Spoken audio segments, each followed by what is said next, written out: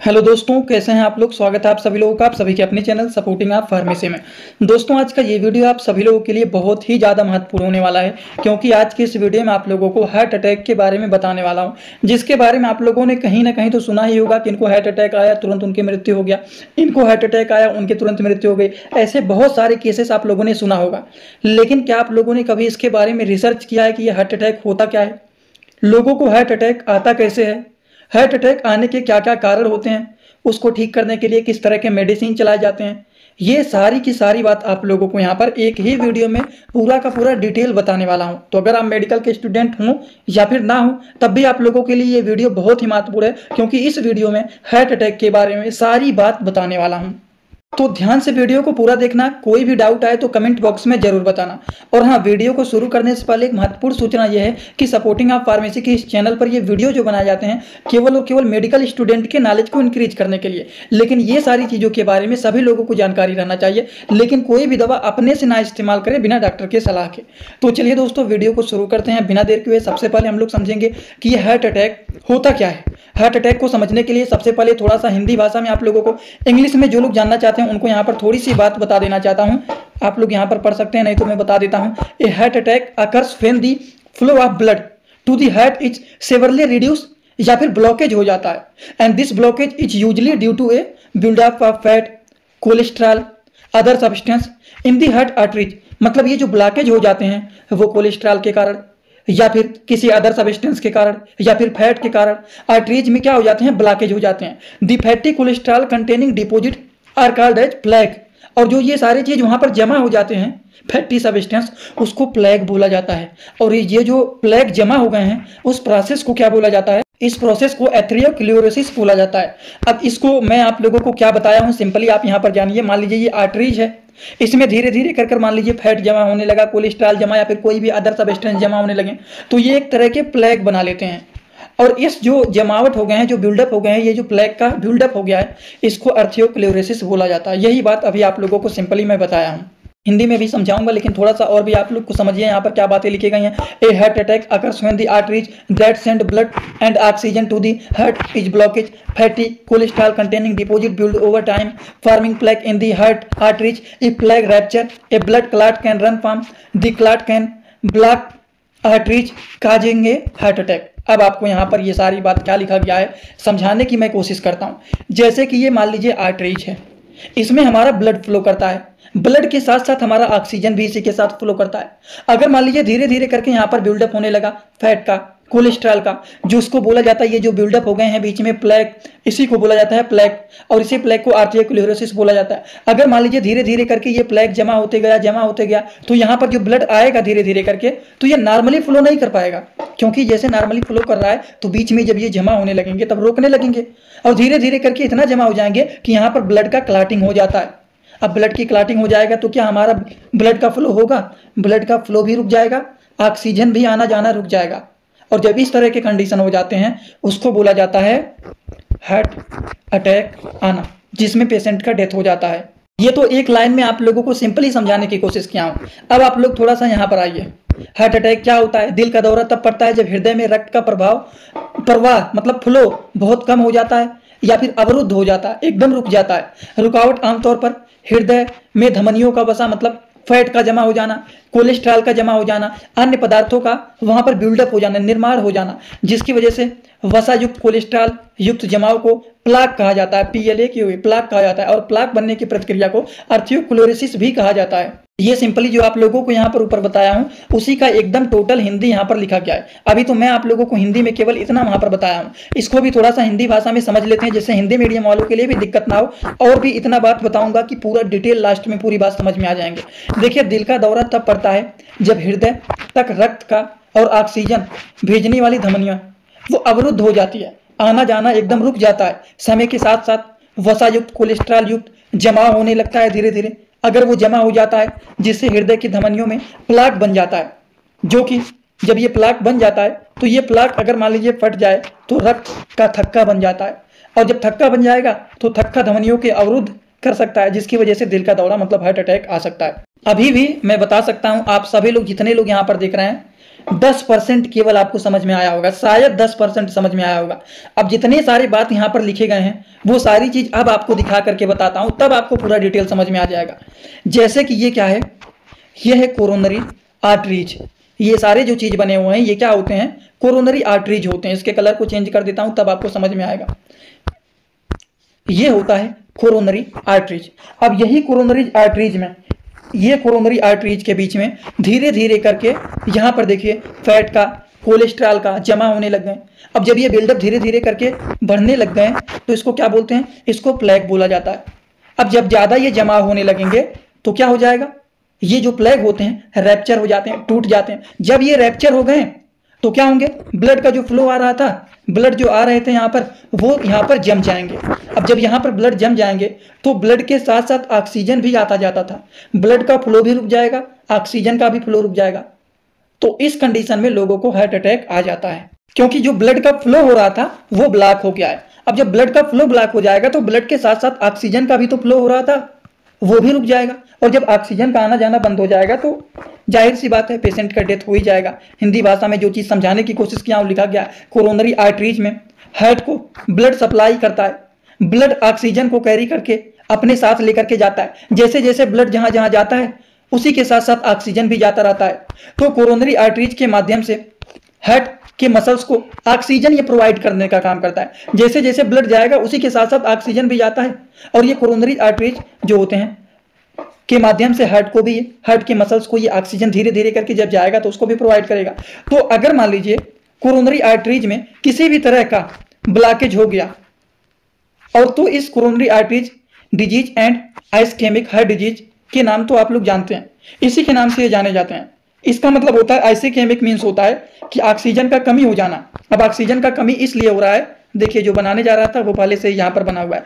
जैसे कि यहाँ पर ब्लड का फ्लो हो रहा है, आसानी से हो रहा है, धीरे धीरे करके यहाँ पर फैट, कोलेस्ट्रॉल, इन सारी चीजों का जमाव जब शुरू होने लगेंगे तो धीरे धीरे करके क्या होगा, ब्लड का फ्लो रुकने लगेगा। और देखिए धीरे धीरे करके यहाँ पर भी जमा होने लगे, फिर नीचे भी जमा होने लगे। तो देखिए कितना ज्यादा कम जगह बचा है। और जब यही रैप्चर हो जाते हैं तो यहाँ पर ब्लड का क्लॉटिंग भी हो जाता है, यहाँ पर ब्लड जम भी जाता है। और जब जम जाएगा तो आसानी से ब्लड इस पार से इस पार नहीं जा पाएगा, वहां पर ब्लॉकेज हो जाएगा, ब्लड का फ्लो रुक जाएगा। और ब्लड का जब फ्लो रुक जाएगा तो ऑक्सीजन का भी फ्लो रुक जाएगा। और अगर ऑक्सीजन का भी फ्लो रुक जाता है तो उस कंडीशन को बोला जाता है कि पेशेंट को क्या हो जाना, हार्ट अटैक आ जाना। जैसे कि देखें यहाँ पर बहुत ज्यादा जमाव हो गया है और यहाँ पर बीच में जो होता है ब्लड वो क्लॉट हो गया, ब्लड यहाँ पर जम गया, तो ब्लड का फ्लो आना यहीं पर रुक गया, यहां से इस पार नहीं आ पाएगा। और जब इस पार नहीं आ पाएगा, ब्लड जब जम जाता है, जमाव बन जाता है, और जैसे जैसे प्लेग के साथ थ्रोम्बो ब्लड जम जाता है तो कोरोनरी आर्टरीज में पूरी तरह से ब्लॉकेज हो जाता है। तो हार्ट के जो मसल्स होते हैं उनको ऑक्सीजन का सप्लाई नहीं हो पाएगा। जब ब्लड का फ्लो ही रुक जाएगा तो ऑक्सीजन का सप्लाई भी रुक जाएगा, और जब ऑक्सीजन का सप्लाई रुक जाता है तब हार्ट मसल्स का डेथ होना शुरू हो जाता है। और जब हार्ट के मसल्स का डेथ होना शुरू हो जाएंगे तो इसको क्या बोलते हैं, इसको हार्ट अटैक बोला जाता है, जिस कारण से पेशेंट का डेथ हो जाता है। अभी भी जिन लोगों को नहीं समझ में आया, एक बार और यहाँ पर हार्ट अटैक की पूरी कहानी आप लोगों को यहाँ पर समझा देता हूँ। जैसे कि ये मान लीजिए कोरोनरी आर्टरीज, इसमें हमारा ब्लड का फ्लो हो रहा है, ब्लड का फ्लो हो रहा है, धीरे धीरे करके यहाँ पर फैट का जमाव शुरू होने लग गए, तो धीरे धीरे ब्लड का फ्लो कम होने लगेंगे। उसके बाद और भी ब्लड का फ्लो, मान लीजिए यहाँ पर और भी कोलेस्ट्रॉल का जमाव हो गए, तो क्या होगा, यहाँ पर जब ये रैप्चर होते हैं तो यहाँ पर क्या होते हैं, ब्लड जम जाते हैं। और जब ब्लड जम जाएंगे तो ब्लड का फ्लो आना रुक जाएगा, यहीं पर ब्लड जो होता है यहाँ पर फ्लो रुक जाएगा, ब्लॉकेज हो जाएगा। और ब्लड के साथ साथ ऑक्सीजन भी फ्लो करता है, और ये आर्टरीज के हार्ट के मसल्स को ऑक्सीजन प्रोवाइड करने का काम करता है। जब ब्लड का फ्लो रुक गया तो ऑक्सीजन का फ्लो भी रुक गया, जिससे हार्ट के मसल्स को ऑक्सीजन नहीं मिल पाता है, जिसकी वजह से वो रैप्चर होने शुरू हो जाते हैं। तब क्या होता है, तब इसकी वजह से देखा जाता है कि हार्ट के मसल्स का डेथ होना शुरू हो जाता है, और इसी प्रोसेस को बोला जाता है कि पेशेंट को हार्ट अटैक आया हुआ है, और हार्ट अटैक आने के कारण उनका डेथ हो गया। शायद ही कोई ऐसा होगा जिनको हार्ट अटैक के बारे में नहीं समझ में आया होगा। शायद 3 से 4 बार समझाने की कोशिश किया हूं, लेकिन अगर अब भी नहीं समझ में आया हो तो बस कमेंट कर देना, मैं देखना चाहता हूं कितने सारे लोगों को नहीं समझ में आया।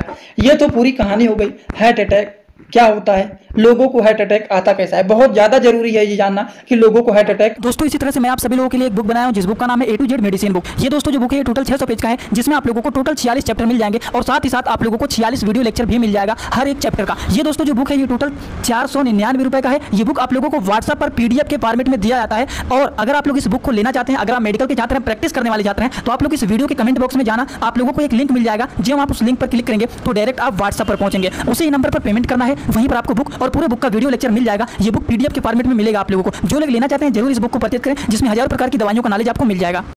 अब आप लोगों को यहाँ पर बताता हूँ स्टेबल एंजाइना के बारे में। स्टेबल एंजाइना जो होता है, यहाँ पर पेशेंट स्टेबल रहता है, केवल चेस्ट में पेन देखने को मिलता है, सीने में केवल दर्द देखने को मिलता है। और यह जनरली तब देखने को मिलता है जब पेशेंट कोई भी फिजिकल वर्क करता है। जैसे कि अगर मान लीजिए कोई भी आप फिजिकली वर्क करते हैं तो यहाँ पर सीने में दर्द दिखाई देने लगते हैं, जिसको स्टेबल एंजाइना बोला जाता है। वहीं पर हम बात करें कि एक्यूट कोरोनरी सिंड्रोम के टाइप के बारे में, तो ये कई टाइप के होते हैं। एक होता है stable angina, unstable angina. Unstable angina में जैसे कि STEMI और NSTEMI होता है। जैसे कि ये क्या होता है, ये होता है ST इवेल्युएशन माइक्रोडियम इन्फ्रैक्शन, और यहाँ पर नाम जोड़ देना है, बस ये हो जाएगा। तो इस तरह के ये भी चीज़ें दिखाई देने लगते हैं। इसमें देखिए ये जो होता है, जो यहाँ पर आप लोग देखते हैं येलो कलर के होते हैं वो लिपिड होते हैं। ये जो हल्का फुल्का हरे कलर में होते हैं थ्रोम्बो बोला जाता है, ये जो है प्लेटलेट्स होते हैं। तो ये सारी चीज़ों के बारे में यहाँ पर समझना रहता है। हम थोड़ी सी बात करें, इस कंडीशन में ECG भी कराए जाते हैं। STEMI नॉन STEMI के बारे में ECG कराने के भी माध्यम से इसको आइडेंटिफाई किया जाता है। अब इस कंडीशन में जो ब्लड वेसल्स होते हैं वो कॉन्ट्रैक्ट हो जाते हैं। इस तरह से अगर मान लीजिए यहाँ पर कॉन्ट्रैक्ट हो गए, ये जमा होने के कारण क्या होते हैं, ब्लड वेसल्स सिकुड़ जाते हैं, यहाँ पर ब्लड का फ्लो रुक जाता है। तो इसको फैलाने के लिए ब्लड वेसल्स डायलेटर जैसे मेडिसिन का यूज किया जाता है। और डायलेटर का मतलब होता है फैलाना। डायलेट का मतलब क्या होता है, इसको ये फैलाने का काम करते हैं, जिससे आसानी से ब्लड का फ्लो हो सके।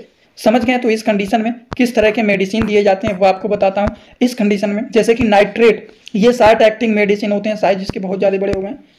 जैसे कि नाइट्रेट, ये शार्ट एक्टिंग मेडिसिन होते हैं। जैसे कि आइसोसार्बिड मोनोनाइट्रेट टैबलेट, इंडियन फार्माकोपिया के 20 mg के ये मेडिसिन होते हैं। एबोट कंपनी की ये ब्रांडेड मेडिसिन होते हैं। नाइट्रेट जो होते हैं ये शार्ट एक्टिंग मेडिसिन होते हैं, जो कि आप लोगों ने ज़्यादातर लोगों को देखा होगा कि दवा को जीभ के नीचे रख लेते हैं, तो ये इस तरह वाले मेडिसिन होते हैं। कैल्शियम चैनल ब्लॉकर में देखा जाता है डिपिन वाले मेडिसिन होते हैं, जैसे कि एम्लोडिपिन हो गया। ये चीज़ एम्लोकाइन DT के बारे में आप लोगों ने सुना होगा। एम्लोडिपिन, एटनोलॉल, ये सारे जो होता है, निफेडिपिन, एम्लोडिपिन, ये सारे जो होते हैं ब्लड प्रेशर को कम करने का काम करते हैं। कि अगर मान लीजिए ब्लड प्रेशर बढ़ गया है, अब ब्लड प्रेशर कैसे बढ़ेगा ये भी समझा देता हूँ। जैसे कि मान लीजिए ब्लड यहाँ पर फ्लो कर रहा है इजली, तो यहाँ पर धीरे धीरे करके फैट कोलेस्ट्रॉल का जमा होने लगे, तो क्या आसानी से फ्लो होगा? फ्लो नहीं होगा आसानी से। ब्लड बहुत ज़्यादा प्रेशर लगाना शुरू कर देगा यहाँ पर, जिसकी वजह से ब्लड का प्रेशर बढ़ना शुरू हो जाता है।